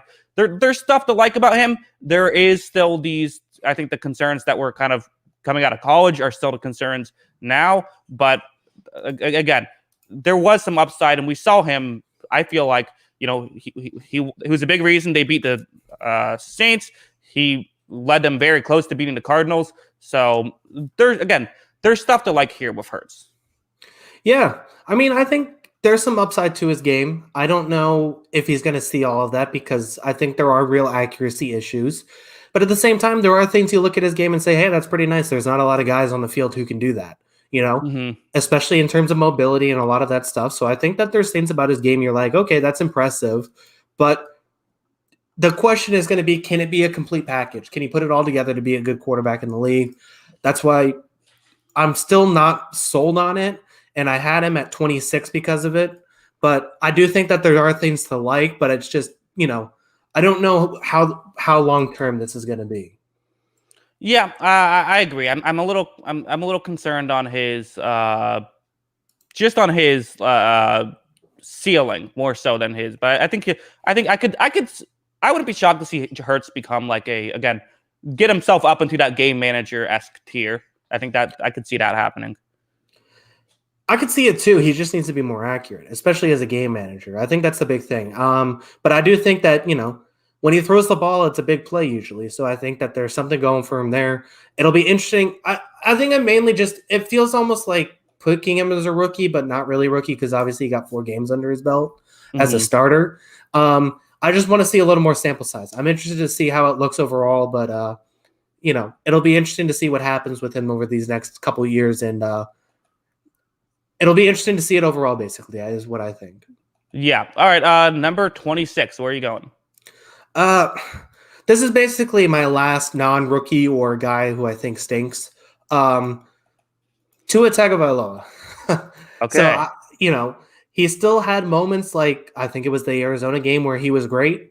And I think if you're a Tua fan or a Tua believer, you go back to games like that one against Arizona and say, this is how good this guy can be. This guy can be at this level for his future.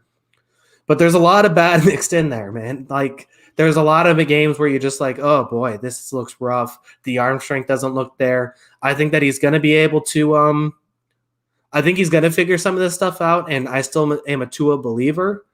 But, there was a lot that didn't look promising, while there is still some promise, I think, in a few of his games. Yeah, I guess for Tua, the real concern is just, like, you can't teach arm strength. I mean, I guess you kind of can a little, but, like, there's a cap to that, and I don't know what you do about that. What his arm strength hasn't been great. And it's a real concern. And I had him at 28. He goes here at 26. So I'm a little bit lower on him than you are.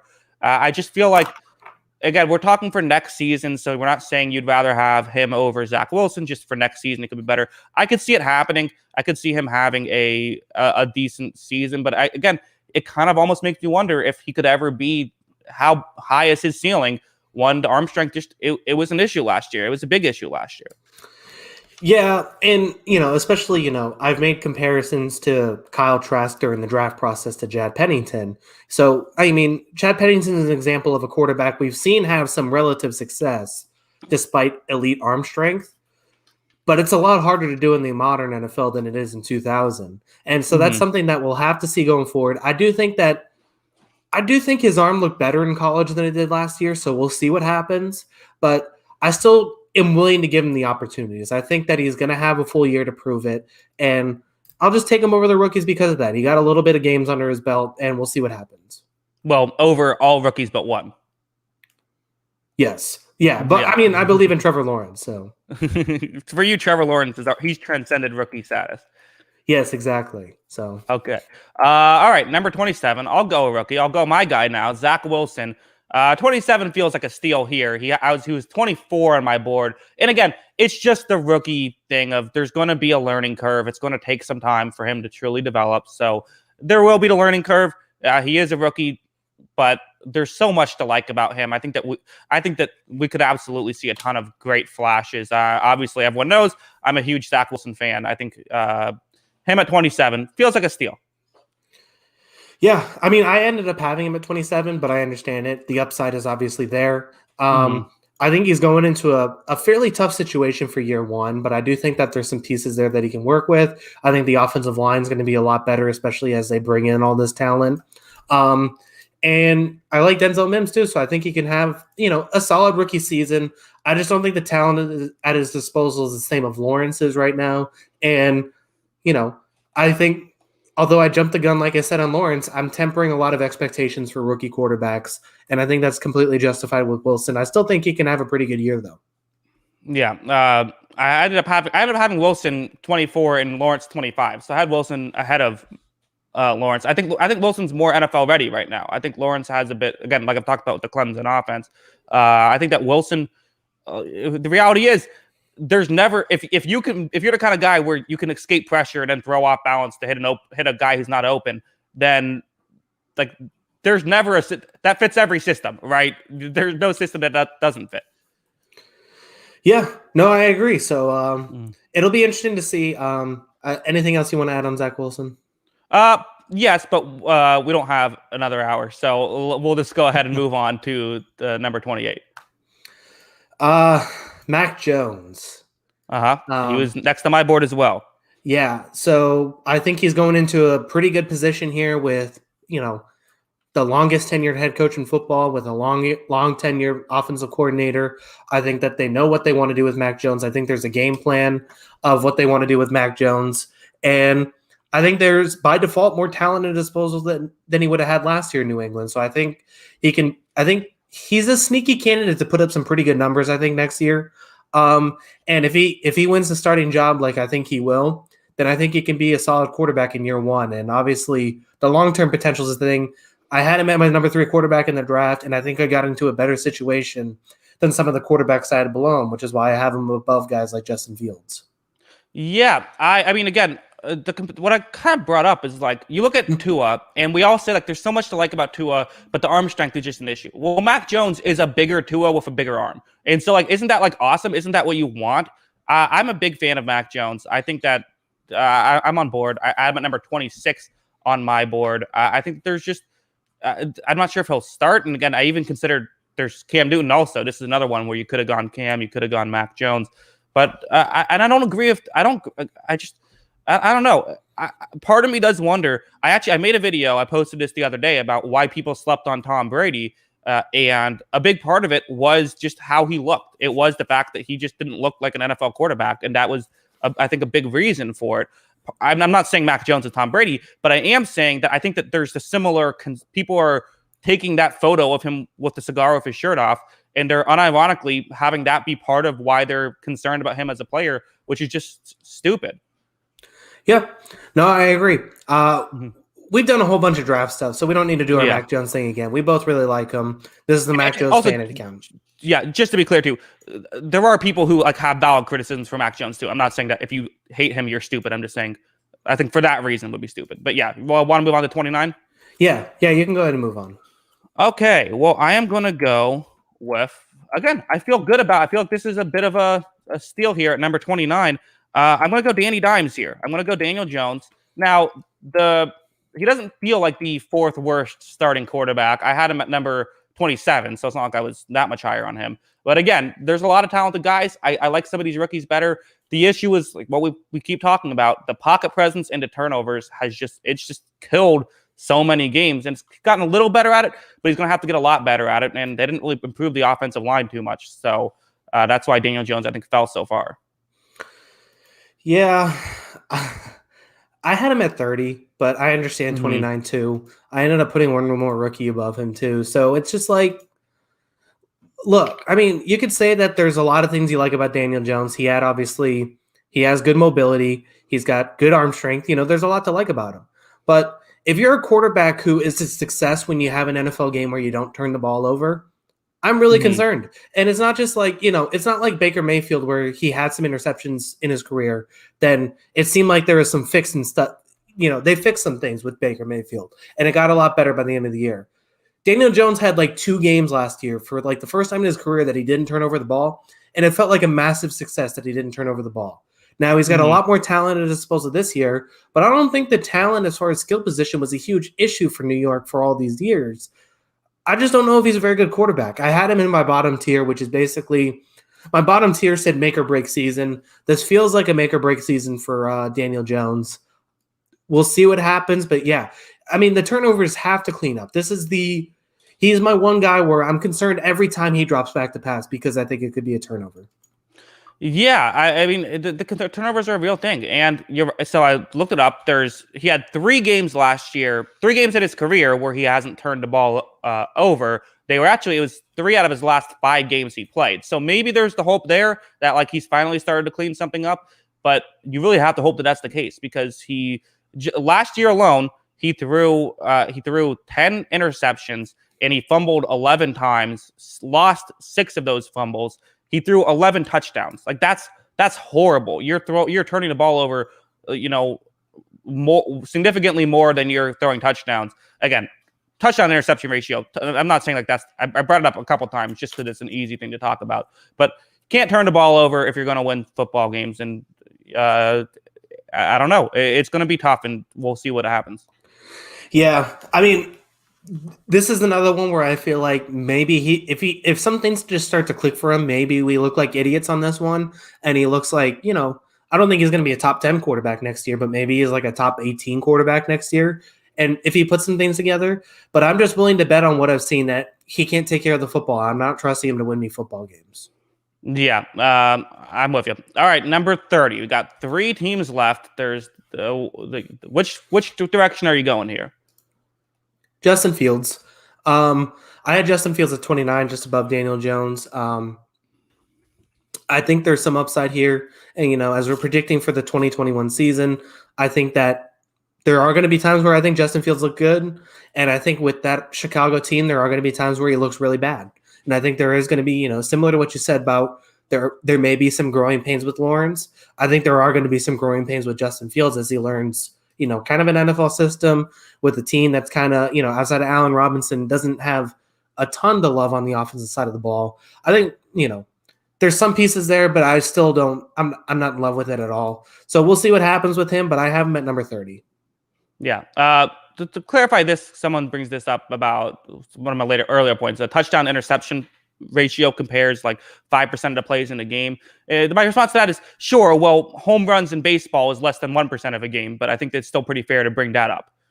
Yeah, no, I agree. So back to what you were talking. Sorry, I got sidetracked. I did not have Justin Fields on this list. I had Andy Dalton ahead of him. Again, we're just talking right now. I think Fields is the project. I think even if you're a big Fields fan, I think you can acknowledge, like, yeah, there were absolutely some decisions that he made that were just abysmal and way worse than any of the other first-round quarterbacks last year, in my opinion. The pocket presence was a real issue. Honestly, my biggest concern about Fields is the guy could not realize when there was a blitz. Every single time there's a blitz, and people get mad at me for bringing this up for some reason, but when there's a blitz, he wouldn't realize what's going on. There was a ton of times when there's a clear blitz, and he's just standing there in the pocket, not even checking. And so you gotta pay attention to that stuff in the NFL. It's only going to get more difficult. So I think I'm not saying he can't do it. I'm just saying it's going to be a bit of a process, I think. So that's why I have him a little bit lower than some of these other guys. And I think that's why you have him a little bit lower than some of these other guys as well. Yeah, no, I completely agree with all that. I don't know. I think he's going to start more games than Dalton this season, especially with the coach and GM on the hot seat. I think they're going to try and do anything they can, including play a rookie quarterback, even if it may be a mistake at the beginning. But I do think, I think there are going to be a situation where he may have to jump in and play. And, I think that he's going to have moments where he looks awesome, and I think he's going to have moments where it looks like he sucks. And that's okay because he's a rookie, and I think there's going to be pains with that. But I think he's going to have some flashes of brilliance in there. Yeah. All right. So final pick, technically, because I guess you could, not really final pick, because you could go a different route potentially. But so to me, it's between Tyrod Taylor and Sam Darnold. I'm just going with the guy who has the higher floor. I'm going Tyrod Taylor. I think that I don't think Tyrod Taylor's a horrible quarterback. He's not great. It's going to be a mess in Houston, but he's the best guy on the board, not counting Watson because we didn't count him. So I think Taylor's a fine quarterback. He's a top 32 quarterback in the NFL, and in my opinion, probably isn't a top.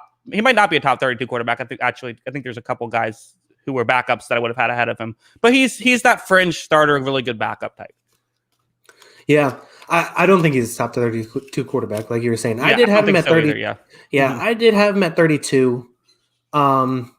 Just because, I mean, look, how many teams need to bench him basically before we understand that he's not going to be an NFL quarterback long term? I mean, this is obviously, because we're not including Watson, like you said, this is a really tough situation for Houston. He's basically, they don't have any other choice but to play him unless you want to play Davis Mills, which good luck in year one. Um, so I completely understand the pick. I think that he's going to, I'm still betting on Tyrod Taylor to be out of the league in like 2 years. So I think that he's had some fine moments. I think he's solid. I don't think he makes a ton of mistakes, but he's also not wowing anybody. And I think there's a reason that he's been replaced a whole bunch. Wow, I think this is coming down hard on Tyrod. Out of the league in a couple of years. I mean, listen, there's concerns. Like he is like the kind of guy where he will not. He is captain check down. He does not take chances, but he also doesn't turn the ball over. I mean, he's thrown Yeah. 20 interceptions in his career. He's had nearly 1,400 pass attempts. So he's great at interception percentage of 1.4. So he does a great job of not turning the ball over. Yeah, and his running backs put up good receiving numbers. So Yeah, exactly. it'll be interesting, but I mean, this team's just going to be awful, though. I mean, it's really going to be bad. I guess he has Laramie Tunsil. He has that going for him.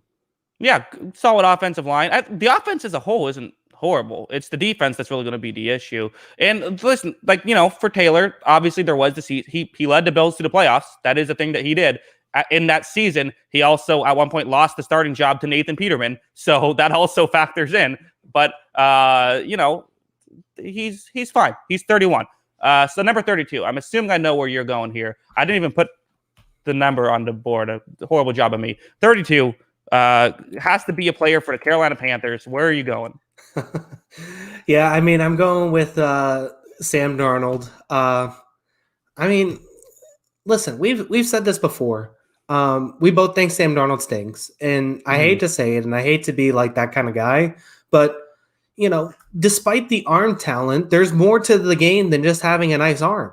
We've seen quarterbacks with really good arm talent be bad quarterbacks. So I think that that's a problem, and I don't think he reads defense very well. I think he makes really bad throws, which is a problem that he had in college that he hasn't really cleaned up. And you could say all you want. Oh well, like you said, Ryan Tannehill looked a lot better in an Adam Gase system. Joe Flacco with the same exact offense last year looked better than Sam Darnold. I don't understand how getting away from Adam Gase is all of a sudden going to cure everything. I think that he has discernible problems in his skill set, including turning the ball over. So he's the worst quarterback for me. Yeah, we have a super chat. How about we'll do this real quick and then get back to Darnold. How about a best backup quarterback situation list? I mean, I feel like for best backup, it basically is just what's going to get you playing time, right? So like maybe like a Justin Fields, just because we know he'll get playing time. Yeah, I mean, I guess if you're going to rank backup QBs, I think Minshew's in the conversation too. But yeah, there you go. So I haven't Daniel. really, I haven't really looked at it though to really like think about it. But I mean, I do think he's a guy that's probably on the list easily. And Joe Flacco's still elite, so he's around. Yeah, exactly. And I've talked about it's like for Sam Darnold, it would be one thing if he was inconsistent, but he hasn't really had the ups really at all. I mean, he didn't have a single game of a passer rating over 100 last year. And I think I've talked about this on the podcast about how Ryan Tannehill, his last year with Gase, in the 11 games he played, he had a passer rating of over 105 games, including multiple games of a passer rating of 155. So he had the ups. He just didn't have the consistency. Darnold has just been consistently not good, which, and I'm being a bit misleading. He did have a game where he had a 99.8 passer rating. So, but still, in the NFL, like that, even if it was 100 exactly, that's not good enough for your best game in a season. And that's kind of my concern is even when things have gone right, he hasn't been there. And I should be clear. I've said this the whole time. I don't hate the move if you're a quarterback needy team to acquire him and see if you can fix him. But I just don't like it being your only option. Yeah. So yeah, I mean, we'll see. Like we've said in the past, and we've backed up in the past, we'll definitely be the first two to admit we're wrong on this if Darnold all of a sudden looks good in Carolina. But I want to see him actually look good in NFL situations before I'm ready to say he's going to be anything better than a bottom 4 quarterback in the league. Maybe 32 is a bit harsh. I think I actually had him 31 on my list. But at the same time, like, it's hard to justify anything else until we actually see him perform at any other level higher than this. Yeah, and, I went back and forth with him and Tyrod Taylor. You could have Tyrod Taylor lower if you want. I wouldn't hate that. I just feel like, again, I like Taylor. I would feel more comfortable with Taylor as my starting quarterback than Darnold, because at least I know with Taylor I'm going to get a decent player, a guy who's not going to just completely stink up the joint, even if he won't be great. Yeah, no, I agree. So it'll be interesting to see. But so that's our list. Yeah, our list. All right, short podcast. Oh yeah, really short. Yeah. No, that was fun though. So we got some great comments, great constructive criticism as always. Yes. So.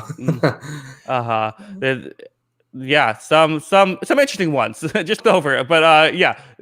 All right. So that's our show. Kyle, let them know where they can find you before we head out. Yeah, make sure to follow us on Twitter. That's at Jackson Kruger. Follow me at by Kyle Grondin. That's GRONDIN by Kyle Grondin on Twitter, and at On the Sideline JK for any of our if you want to get any show updates. Obviously, we did a little earlier time this week, so any show updates, make sure to follow us at On the Sideline JK. Yeah. All right. Good stuff, Kyle. We will be back next week at some time. Still working out the times, but that's what we'll do. As Wendell says, hit the like button on the way out. Do that. We appreciate it. Thanks to everyone for watching. Always a fun show doing the podcast. And until next time, have a good one. Peace.